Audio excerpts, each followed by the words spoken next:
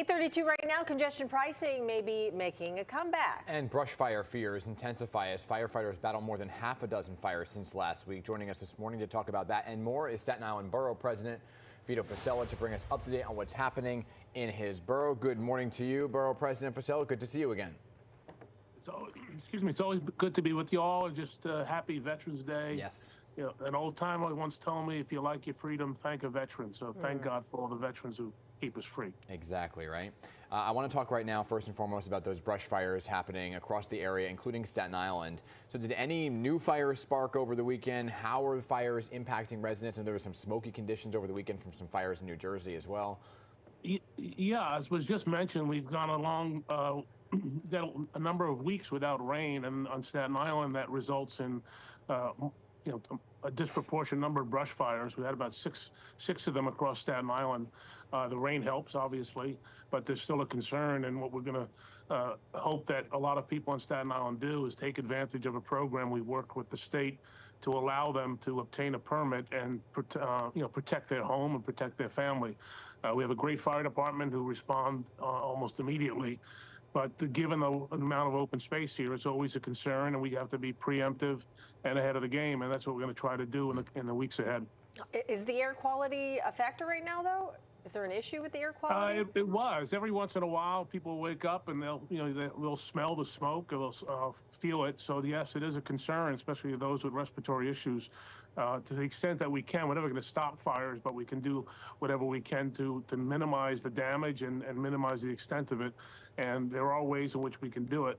We've done it before, and we'll be announcing something tomorrow and how people can take advantage of the program. Okay, very good. I want to talk about the other big topic here, and it's kind of been looming over this area for a number of years now, and that's congestion pricing. Governor Kathy Hochul reportedly now trying to push through a lower toll plan before President-elect Trump takes office. Now, that was expected, right? There was a lot of talk about once the election was over, we would see congestion pricing come back, and here we are. Now, you jumped into action as soon as you heard about the revised plan.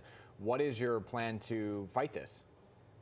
Our plan is to remain in opposition. From the perspective of the people of Staten Island, which is my job, is to do the best I can for the people of Staten Island. The government's own report on congestion pricing said it would increase air traffic.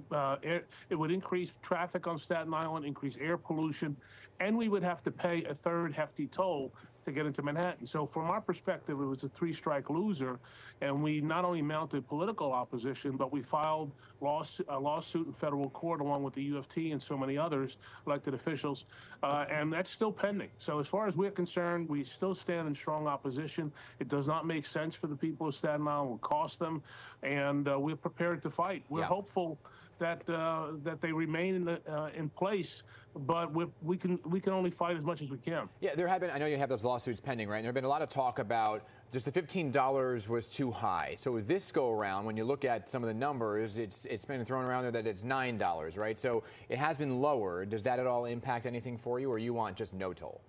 No, we don't. We don't want any toll, in part because it still has issues about more traffic and more air pollution. And I think it's a cynical ploy, frankly, to wait until after Election Day to allow some people to benefit from it not being an issue. I would suggest that we wait until January. If it's going to be reviewed again, so be it. And we are prepared to fight as much as we can to stop congestion pricing from rearing its head. If the MTA and others want money, I get it. If we need to make investments, I get it.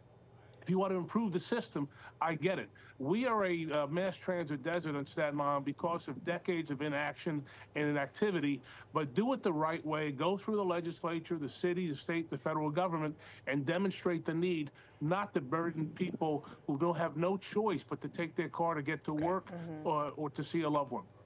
All right, we want to switch gears right now. As you know, President-elect Donald Trump announcing some of his cabinet choices. Many publications, including the New York Post, reporting that Representative Elise Stefanik will be tapped as the U.S. ambassador to the United Nations. Your thoughts about that?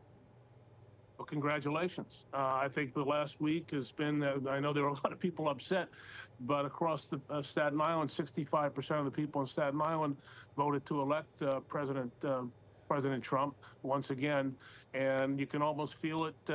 I think the mood has changed. The goal from day one was to recognize, for example, that there was no no real security at the border. We felt it here in New York on so many different matters, inflation, interest rates, you name it.